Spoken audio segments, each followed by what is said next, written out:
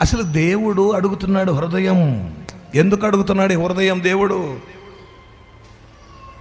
ఈ ప్రపంచంలో ఈ మోసపోయే ఈ హృదయం, మోసకరమైన హృదయం, రోగము కలిగిన ఈ హృదయం, పగ, కక్ష, క్రోధం, కామం, అసూయ, ద్వేష, పగ, ఈర్ష్య